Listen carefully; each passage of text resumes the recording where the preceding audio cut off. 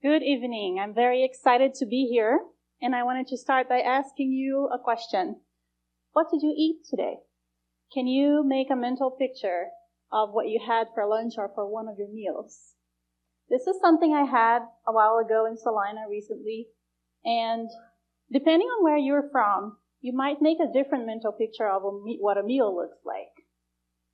I bet that most of Americans would think about a hamburger and fries as what they had for lunch today. Me, I'm from Brazil, so I would imagine the rice and the beans that you see in this feijoada dish right there. But now back to your meal. Can you travel with the ingredients of what you ate today to their point of origin? Where did your plate start today? I hope that, like me, you arrived in a farm or in a field, maybe with some animals in the background. And then my next question is, how far is that field from this room, from where we are? And I bet you that it's very far. We know that over 90% of the food that we eat here in Kansas is not grown in Kansas. They're grown in other parts of the world. And then to throw another statistics at you, and I promise it's the last one, 80% of chronic diseases could be resolved or improved with a change in diet, according to the National Institute of Health. And so this gives us some food for thought, right? Now, why do we eat what we eat? This is a map that shows if food had nationality, this is where it would be from. And it also shows that there's a bigger diversity of things when they're closer to where they're naturally occurring. And I can give you an example. So as I said, I'm from Brazil. And then at any point in time, you would go in a grocery store there, and you would find all these kinds of bananas ready for you to buy and to purchase. And I'm going to read you some of these variety names. You can get a banana nanica, banana da terra, banana ouro, banana maçã, banana prata, depending on if you're going to cook something or if you just want for a snack or which one settles better with your stomach. Then you can just buy different things. So imagine my surprise when I moved here in 2020 and I found this at the grocery store. It's a fresh banana, probably wasn't grown very close to where we are, probably was picked while it was green, and it's only one variety, and it's not the one that settles better with my stomach. But even though I'm very far away from where bananas are usually grown, I still want to eat one. And this is one of the things we need to think about. This graph looks like some small kid was coloring or something. But if you look at the different colors around the circle, they mean different regions of the world. And this is what happens when we go to different places. We take our food and our food culture with us. So this is us eating stuff from all over the world. We are globalized eaters. We don't want to eat only what grows here anymore.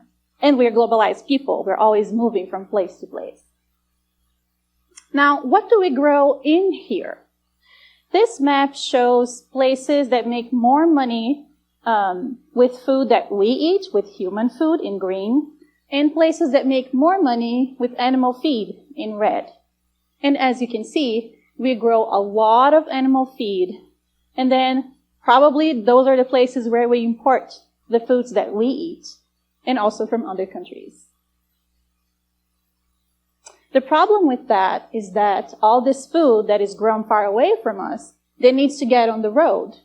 And the farther this food has to travel, it loses its nutrient density, and then it loses its freshness, leaving you all on the road.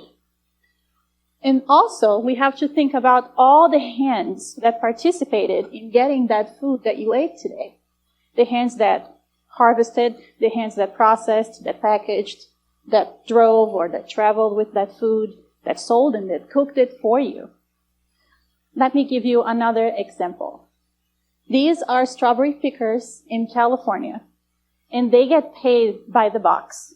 So if this picture was a video, you were going to see them zooming through that field to make sure that they can fill the biggest amount of boxes that they possibly can. Those people also deserve to be healthy, and that also needs to be taken into consideration. So how do we make sense of all of this? I work at the Community Resilience Hub, which is a department at Kansas Wesleyan University. And what we want to do is have community resilience as the center and have a strategy based on 3 areas of focus, which are education, action, and advocacy. But what does that look like? That looks like in education, the pictures on the left, creating a farmers training program to train the next generation of farmers in regenerative farming practices so that they can grow food closer to us with that idea that the farmer grows for their own community and then the community supports that farmer. Or in action, it looks like the pictures in the middle. That was a mobile farmers market that happened about 2 weeks ago at the Salina Senior Center, where we have an organization that buys food from local farmers and delivers them to places that have difficult access to fresh and healthy foods. It was successful. We want to keep doing that for as long as we can. And it also looks like advocacy. The 2 pictures on the right. There is a group of women on the top right picture that are starting a food policy council here in our county.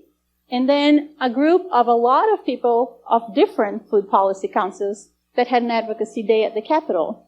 We have to advocate for better policies for farmers, and so that we can start thinking about the food that we eat from the moment the seed gets on the ground.